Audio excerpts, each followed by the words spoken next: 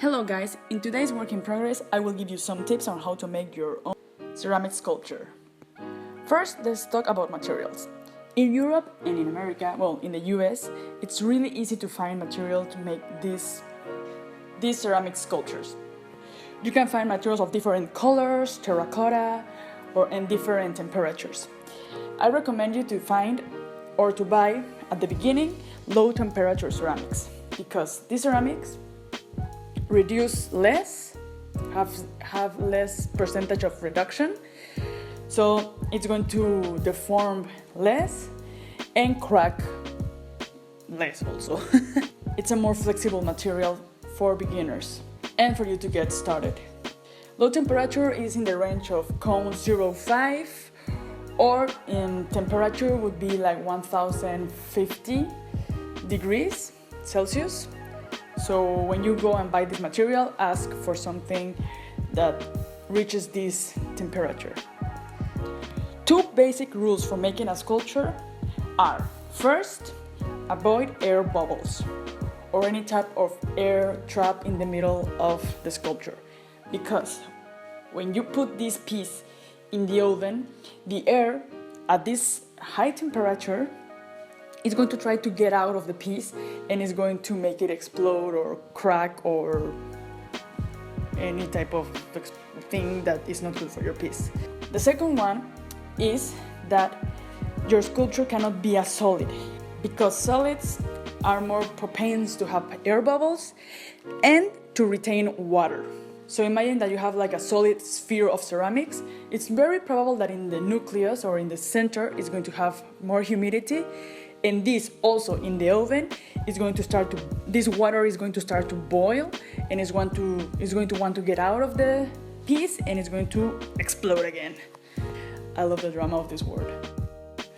So if you respect these two tips that I give you, you are on the other side and you're probably going to have a successful sculpture.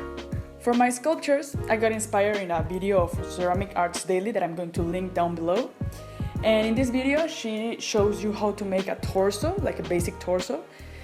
And it's the same technique that I use to make the body of my monsters. When you have your main body, you can start to add more things. For adding the things, like the horns or the arms, you need like a special glue that is made of the same ceramics that you're using, but you are more water and you make like this liquidish glue to paste your pieces. Also, make these little marks before you put the glue so it sticks better.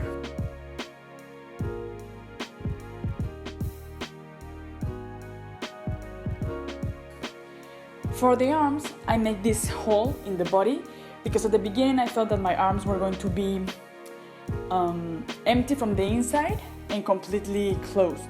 So that would have generated a bubble inside the arm. I don't know if I can explain myself.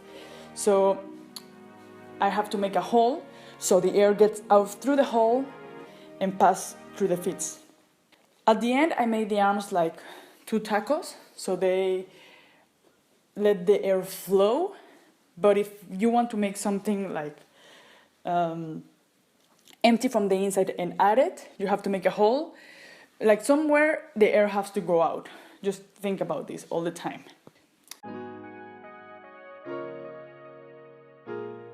And for you to keep on modifying your piece and adding more pieces and all these things, your piece has to be wet. So if you don't have time to finish it today and you have to do it tomorrow, put a little bit of water in your piece, like sparkling, how do you say it? Well, yeah, spread a little bit of water on your piece, not much because it will melt, and cover it with a plastic bag.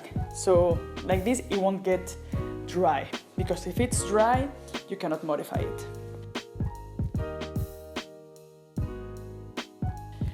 Put your piece on something rigid. In this case, I put my piece in a plate, ceramic plate, because I was at home, so I didn't have nothing else by hand.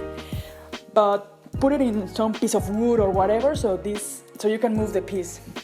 You can manipulate more the piece and you can modify it without touching the piece, because if you are touching the piece all the time, you're going to break it or something is going to happen. So yeah, put the piece on top of something that you can move, and the rest is up to you and your creativity.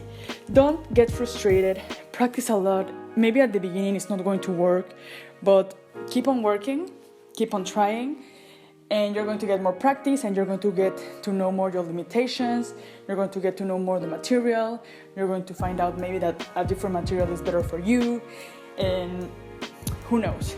Don't get frustrated, practice, investigate more, and you're going to get something really nice.